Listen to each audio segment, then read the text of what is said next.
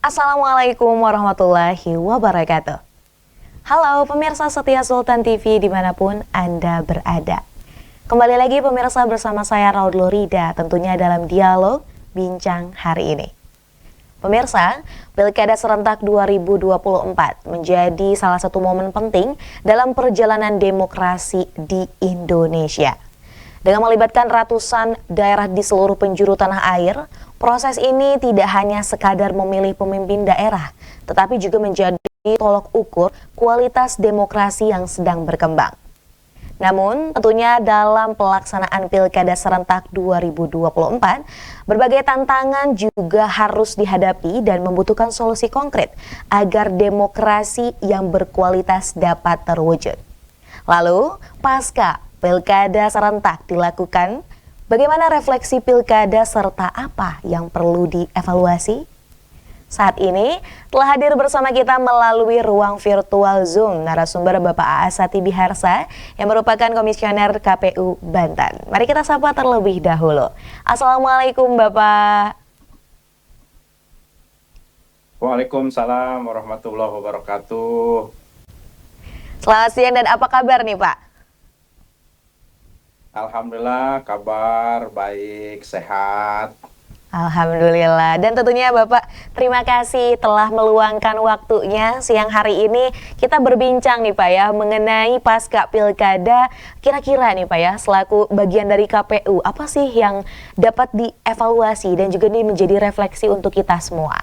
Nah langsung saja nih Pak ya tanggapan Bapak mengenai penyelenggaraan pilkada 2024 ini seperti apa menurut Bapak? Gimana Karida? Suaranya agak kurang Oh jelas. baik, saya ulang pertanyaannya Pak. Menurut Bapak, bagaimana penyelenggaraan Pilkada 2024 Pak? Apakah ternyata cukup berjalan baik atau ternyata bagaimana nih menurut Bapak? Baik, terima kasih sebelumnya. Pertama, tentu kami sebagai penyelenggara pemilu di Provinsi Banten khususnya ingin mengucapkan terima kasih kepada semua pihak, seluruh stakeholder yang ada di Provinsi Banten yang tentu telah bersama-sama bagaimana mewujudkan agar penyelenggaraan pilkada di Provinsi Banten sehingga bisa berjalan dengan damai, berjalan dengan lancar. Kami juga melihat tentu berkat dari kontribusi banyak pihak inilah kemudian mewujudkan penyelenggaraan pilkada yang kami nilai pilkada yang cukup langsung, umum, bebas rahasia dan jujur dan adil begitu ya. Tentu ini bukan hanya kerja yang telah dilakukan oleh KPU, tetapi juga atas kontribusi banyak pihak. Dan tentu atas kontribusi banyak pihak tersebut, kami sebagai penyelenggara pemilu mengucapkan terima kasih yang tidak terhingga. Mudah-mudahan kita bisa senantiasa menjaga kerukunan dan stabilitas pemerintahan di Provinsi Banten. Baik, jadi memang kalau misal kita melihat ya Pak ya, ini perjalanan kemarin pilkada ya tentunya ada banyak hal yang mungkin nanti dievaluasi atau yang lain ya Pak. Namun tadi Bapak menyampaikan ada banyak rasa terima kasih diungkapkan kepada jajaran atau pihak-pihak yang tentunya membantu. Nah masih berkaitan Pak dengan pilkada, tentunya tidak afdol kalau pilkada tidak ada partisipannya ya Pak atau pemilihnya. Ini bicara tentang pemilih di Banten nih Pak, sebenarnya bagaimana kualitas dari partisipasi masyarakat di pilkada 2024 ini Pak? Kami berupaya objektif melihat ya. Pertama, kalau kita melihat dari sisi jumlah partisipasi pemilih masyarakat di Provinsi Banten, kita coba bandingkan dengan penyelenggaraan pemilihan gubernur atau pilkada pada 2011 dan 2017 yang lalu begitu ya. Kalau kita melihat angka 2011 dan 2017 itu angka partisipasinya berkisar di angka 62% begitu, dan kita patut bersyukur, alhamdulillah pada Pilkada 2024 ini eh, angka partisipasinya meningkat menjadi 66%. Dan tentu kami melihat juga ada banyak, tadi saya sampaikan di awal, kontribusi banyak pihak begitu ya. Jadi makin ke sini masyarakat dalam pilkada atau dalam pemilu kami lihat tidak hanya berpartisipasi itu pada saat menggunakan hak pilih gitu, tetapi juga kami melihat partisipasi itu bisa jauh lebih daripada itu begitu. Dan tentu kita bisa merasakan hasil dari kontribusi banyak pihak dan banyak kelompok itu pada pilkada dan pada pemilu tahun 2024 ini. Lalu dengan adanya kesenjangan dalam akses pemilih nih Pak ya, terutama dalam daerah terpencil atau sulit dijangkau, ini upaya apa saja sih Pak yang memang ini sudah dilakukan dan tentunya berbeda dengan pilkada sebelumnya? Tentu pertama dalam konteks misalnya upaya kita menumbuhkan kesadaran masyarakat dan juga dalam rangka kita juga berbagi informasi begitu kepada pemilih. Kita melakukan beberapa upaya ya, melakukan beberapa langkah.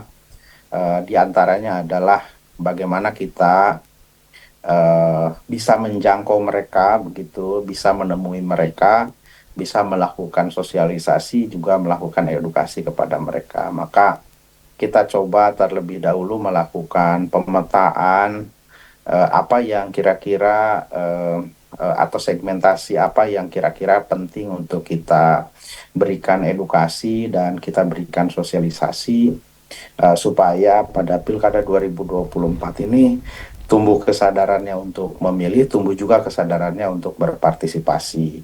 Nah, kita dari langkah-langkah yang coba kita petakan, akhirnya kita melakukan beberapa langkah, diantaranya adalah kegiatan sosialisasi dan edukasi pada beberapa kelompok yang salah satunya adalah kelompok adat, misalnya kelompok masyarakat yang tinggal di daerah kepulauan atau di daerah yang terpencil atau di daerah yang dengan kualifikasi-kualifikasi tertentu yang tentu ukurannya kita sudah tentukan sendiri begitu. Untuk penyelenggaraan pilkada di tahun mendatang nih Pak ya, kiranya mengenai partisipasi pemilih, apa yang akan dijadikan bahan evaluasi dan tentunya akan diperbaiki nih Pak di pilkada selanjutnya? Tentu kami nanti selepas selesai seluruh tahapan, Kak Rida, bahwa kita juga perlu ketahui bersama penyelenggaraan Pilkada 2024 ini juga beririsan dengan penyelenggaraan pemilu 2024 gitu ya. Dan tentu ini bukan hal yang mudah untuk dihadapi begitu, karena kita juga misalnya secara objektif melihat bagaimana tingkat kesulitan yang dihadapi karena tahapan yang beririsan itu. Bahkan pada tahapan awal penyelenggaraan pilkada ini itu beririsan langsung dengan tahapan akhir di penyelenggaraan pemilu begitu. Dan bagi penyelenggara pemilu tentu ini bukan hal yang mudah untuk dihadapi, tetapi alhamdulillah sampai dengan sejauh ini kami khususnya di Provinsi Banten, baik di tingkat KPU Provinsi, Kabupaten Kota sampai ke tingkat yang paling bawah, mampu beradaptasi dengan baik. Dan menurut penilaian kami juga sudah menyelenggarakan pemilu dan pilkada ini dengan ya jauh lebih baik daripada penyelenggaraan yang sebelumnya. Tentu kami berharap kami akan melakukan evaluasi secara komprehensif, secara menyeluruh begitu ya, untuk perbaikan dan penyelenggaraan pilkada ke depan yang lebih baik lagi begitu. Tentu evaluasi ini tidak hanya berharap bahwa kami yang menyelenggarakan, tetapi juga pihak-pihak yang lain yang nanti kami libatkan untuk secara objektif memberikan penilaian begitu ya. Apa kira-kira langkah-langkah ke depan atau apa yang ke depan harus kita perbaiki atau apa yang harus kita tingkatkan dan yang lain sebagainya. Kira-kira begitu Kak Rida. Oke, baik. Nah, kemudian nih Pak ya, ini kan pasca penetapan juga yang sudah disampaikan oleh KPU, tentunya juga ada beberapa pihak mungkin yang masih kurang puas ya terkait hasil tersebut. Nah, ini upaya yang memang dilakukan oleh KPU sendiri nih Pak untuk mengantisipasi dan juga ini mengklarifikasi terkait adanya kecurangan ataupun ketidaknetralan. Ini kira-kira seperti apa Pak? Pertama di dalam pemilu ataupun pilkada selalu dibuka ruang gitu ya konstitusional untuk setiap orang setelah dilakukan proses pemilihan atau pemungutan suara kemudian penetapan proses rekap begitu ya rekapitulasi perolehan suara setiap pasangan calon diberikan kesempatan untuk memenuhi hak konstitusionalnya begitu ya mengajukan gugatan di Mahkamah Konstitusi. Di Provinsi Banten untuk penyelenggaraan pemilihan gubernur tidak ada gugatan dari pasangan yang kalah. Kemudian di kabupaten kota dari 8 kabupaten kota ada 3 kabupaten kota yang melakukan gugatan di Mahkamah Konstitusi. Tentu pertama kami dari KPU Provinsi akan melaksanakan kewajiban kami melakukan supervisi dan asistensi kepada teman-teman di kabupaten kota dalam rangka menghadapi gugatan di Mahkamah Konstitusi begitu ya. Dan tentu saja kalau misalnya ada berbagai tuduhan yang dialamatkan ya, ya semua harus bisa membuktikan tuduhan itu di mahkamah tertinggi yang keputusannya itu tentu final and binding begitu ya. Kita nanti akan melihat bagaimana argumentasi yang disampaikan dan tapi kami ingin juga memberikan penilaian yang objektif ya dari seluruh penyelenggaraan yang saya misalnya mengikuti dari sejak 2017, kemudian 2019, 2020 pemilu kemarin. Pilkada kali ini menurut saya cukup berjalan dengan baik begitu dan apa yang tadi misalnya oleh Kak Rida sampaikan bahwa ada tuduhan keterlibatan A ini itu dan yang lain sebagainya. Kalau kami melihat dari kan kami biasa tuh kalau ada laporan di Badan Pengawas Pemilu misalnya, kami itu menjadi pihak yang biasanya diminta keterangannya begitu mengenai beberapa regulasi yang berkaitan atau yang mengatur tentang tahapan gitu.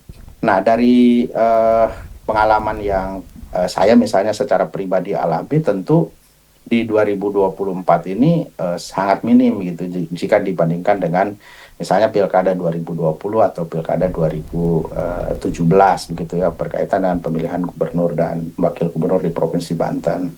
Jadi ya mudah-mudahan Kak Rida makin ke depan masyarakat kita makin dewasa begitu ya dan tentu perbedaan pilihan itu sebagai sesuatu hal yang biasa tetapi mudah-mudahan perbedaan itu tidak menjadikan sesama anak Banten atau masyarakat Provinsi Banten, teman pemilih di Provinsi Banten itu menjadikan di antara mereka menjadi terpecah belah. Mudah-mudahan kerukunan antar masyarakat Banten dengan adanya perbedaan dan yang lain sebagainya tetap bisa terjaga.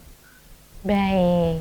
Nah, kemudian nih Pak, kalau tadi kan berbicara mengenai penanganan lah ya yang dilakukan oleh KPU dalam menindaklanjuti adanya kecurangan yang mungkin ini dirasakan oleh beberapa pasangan calon. Nah, kemudian ini Pak berbicara tentang tantangan. Kira-kira Pak, ini selama pilkada berlangsung, apa saja nih sih Pak tantangan yang dirasakan oleh KPU sendiri?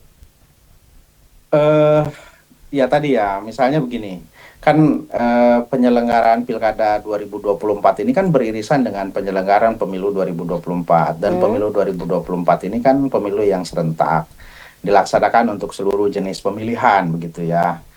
Tentu ya keadaan ini kan menguras energi kita semua gitu ya, bukan hanya penyelenggara tetapi juga masyarakat sebagai pemilih gitu ya. Mungkin juga berbagai macam pihak termasuk juga media gitu ya. Biasanya kan informasi yang itu aja juga menjadi tidak menarik kan begitu, Hmm. atau dalam bahasa yang ininya mungkin orang juga jenuh begitu ya. Nah, tapi bagaimana kita tetap menjaga bagaimana agar semangat begitu ya, semangat penyelenggaraan pemilu itu juga tetap terjaga, bahkan bisa lebih baik dalam penyelenggaraan pilkada begitu. Nah, itu satu sisi begitu ya, itu Hmm. juga tantangan gitu karena problem keserentakan ini gitu ya. Yang kedua, penyelenggaraan pilkada ini kan kita tahu dilaksanakan di bulan November begitu, dan bulan November ini kan sudah masuk pada musim hujan gitu. Mungkin Kak Rida dan pemirsa juga mengetahui di beberapa tempat, contoh misalnya yang viral itu di salah satu TPS di daerah Cilegon gitu, Hmm. yang ambruk ketika sebelum dilakukan pencoblosan akibat curah hujan yang sangat tinggi begitu ya. Itu juga salah satu yang ya tentu harus kita pikirkan ke depan, jangan sampai nanti penyelenggaraan pilkada pada musim yang sama begitu, karena tantangan itu akan kita hadapi lagi. Hmm. Nah, tetapi walaupun demikian kami menilai ya eh, hal yang beririsan itu masih tetap terjaga atmosfernya, kemudian atmosfer positif ya tentu saja, kemudian juga berkaitan dengan musim hujan juga alhamdulillah tingkat partisipasi jika dibandingkan dengan 2017 dan 2011 itu juga masih terjaga dengan baik Hmm. begitu.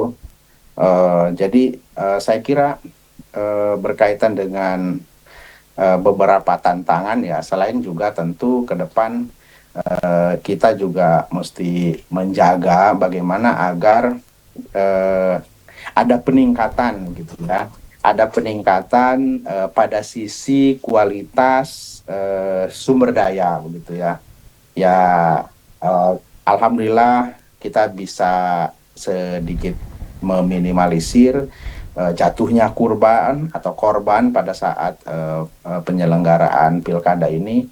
Kalau mungkin kita merujuk pada penyelenggaraan pilkada sebelumnya atau pemilu begitu ya, banyak sekali orang yang meninggal pada saat setelah penyelenggaraan pilkada ini begitu. Tapi alhamdulillah pada pilkada ini eh, apa namanya, tenaga kerja atau jumlah penyelenggara yang menjadi korban atau meninggal dunia itu tidak terlampau banyak Hmm. begitu ya.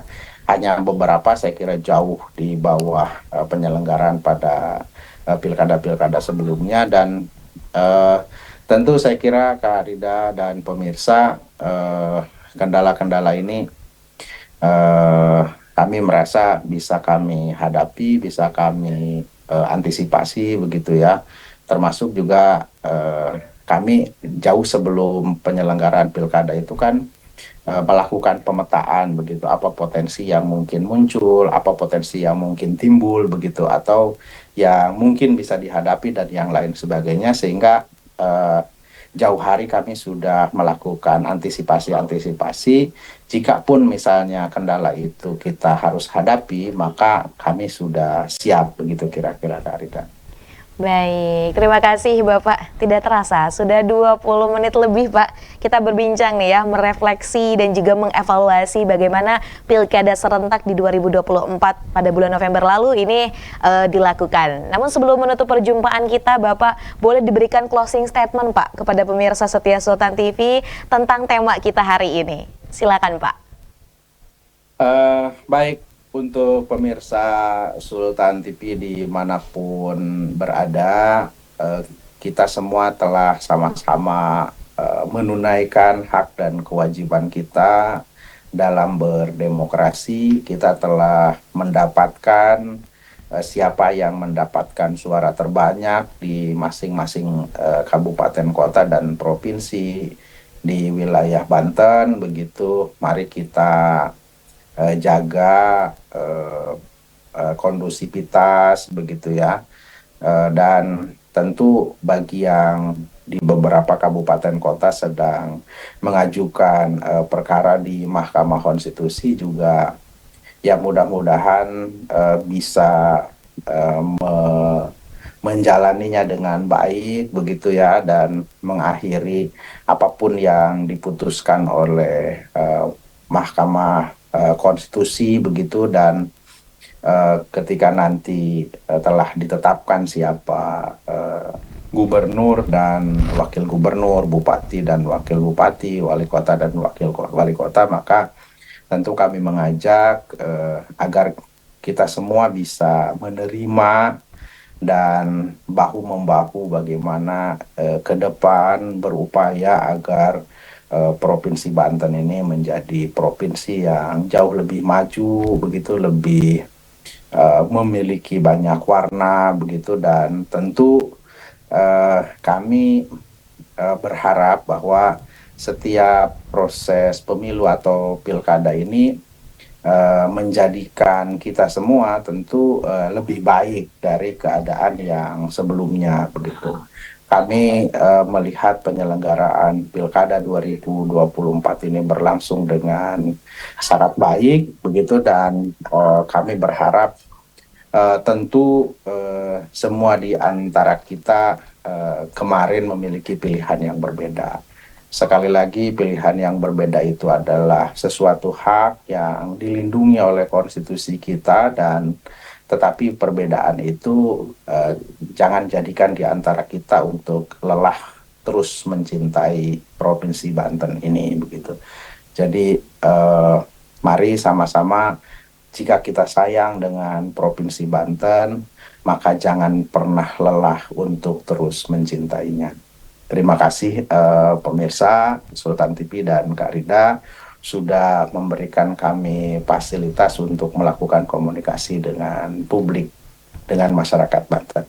Baik, sama-sama Bapak, dan kami juga mengucapkan terima kasih atas kesediaan Bapak yang merupakan bagian dari KPU kita berbincang nih mengenai refleksi Pilkada 2024. Ada banyak sekali harapannya, tentu kita sebagai masyarakat Banten menginginkan Banten lebih baik lagi, lebih maju lagi. Dan tentunya ini bukan hanya dilakukan oleh perorangan saja, namun kita harus saling bahu-membahu untuk mewujudkan itu semua. Baik Bapak, terima kasih. Terima kasih. Assalamualaikum warahmatullahi wabarakatuh. Waalaikumsalam warahmatullahi wabarakatuh. Pemirsa setia Sultan TV dimanapun Anda berada. Demikian perbincangan kita hari ini bersama Pak Aas Satibiharsa yang merupakan Komisioner KPU Banten, membahas mengenai refleksi Pilkada 2024, apa yang perlu dievaluasi. Semoga apa yang kita perbincangkan hari ini dapat bermanfaat dan juga berkelanjutan. Saya, Raud Lorida, dan segenap kru yang bertugas pada hari ini mengucapkan terima kasih, pamit undur diri. Sampai jumpa. Wassalamualaikum warahmatullahi wabarakatuh.